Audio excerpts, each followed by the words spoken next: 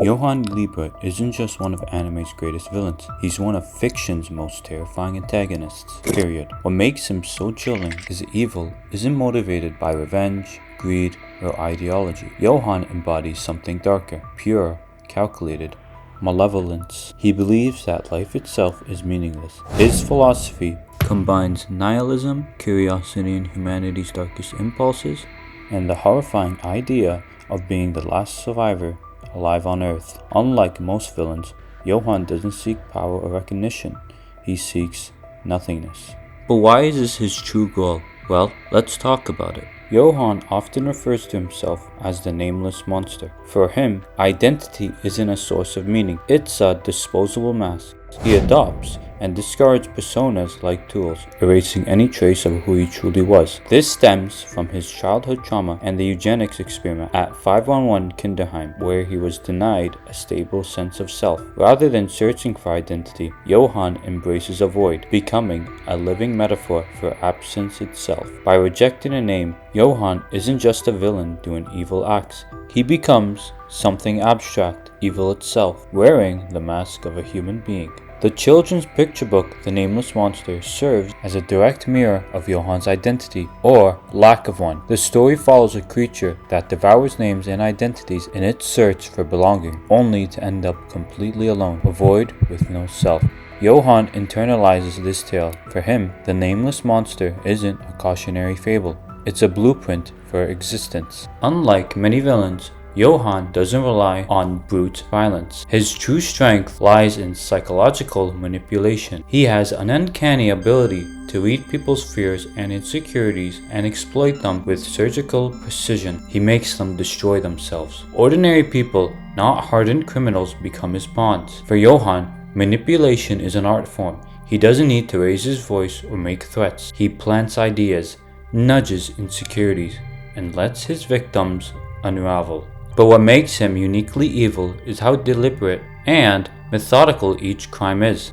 Mass murder through proxy. Johan rarely kills directly. Instead, he manipulates others into doing it for him. Ordinary people become corrupted into killers. This makes his crimes spread like a virus, as if evil itself is infectious. At 511 Kinderheim, he incites children and instructors into fighting each other. 50 lives were lost, while Johan calmly watched the orphanage burn. He convinced Reinhard Dingy to murder people under the pretense that all scum should die.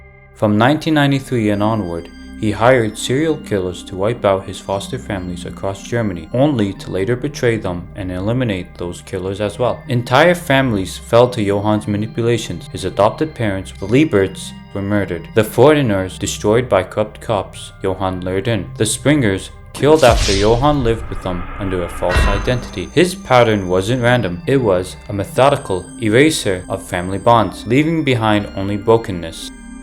Attempted omnicide. Johan's most disturbing ambition was his perfect suicide. He sought to erase every trace of his existence by killing everyone who knew him, and then himself. Johan wanted to prove that life is meaningless, that a human being can vanish completely, leaving nothing behind. It's the ultimate act of nihilistic terrorism, psychological torture, and enforced suicide. Johan doesn't just kill, he breaks his victims' minds first, and then pushes them toward despair and suicide. Edmund Foden. After Johan ruined his plans to claim being the son of Schwalt, Edmund was manipulated into believing suicide was the only way out. For Richard Braun, Johan dismantled the detective's fragile sense of morality by exposing that Braun had killed someone sober, not drunk as he claimed. Tormented by guilt and unworthiness, Braun took his own life.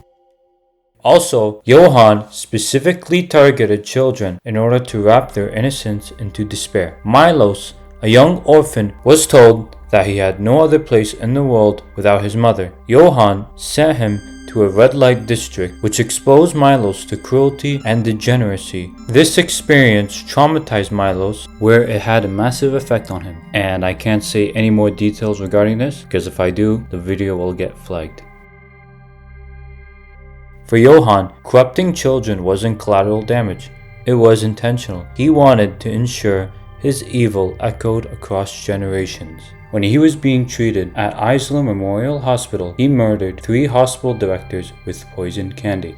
And within the series, Johan taught a child named Martin and other children his special game. After getting injured from playing Johan's special game, Martin ended up hospitalized. Yet, Johan's corruption ran so deep that Martin told Dieter everything in the world was boring except for this game. Martin then tried to force Dieter to play on another rooftop, nearly falling again before Dieter saved him. This reveals Johan's true evil. He didn't just endanger children's lives, he corrupted their ability to value life itself, turning innocent children into potential killers. The trauma extended beyond Martin. His mother was so distraught that his psychologist spent more time comforting her than treating him. Johan systematically showed that no systems were immune to corruption or collapse. One of Johan's most theatrical acts of evil came during Schwalt's book donation ceremony. He set fire to the library, sparking chaos. While the crowd was panicked, Johan calmly stood on the stage, showing Schwalt what he called a scene from hell. It was a deliberate demonstration of how fragile civilization is, collapsing into violence at the slightest spark. Johan's ultimate evil is his crimes against the innocent. These acts reveal Johan's ultimate cruelty, targeting those who are least able to defend themselves.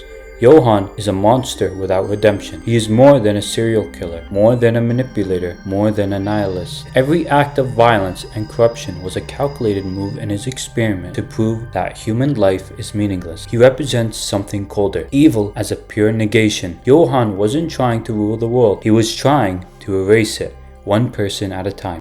In the end, Johan isn't just a character. He's a chilling exploration of what happens when evil is stripped of motive, morality, and humanity. He is, in every sense, the nameless monster.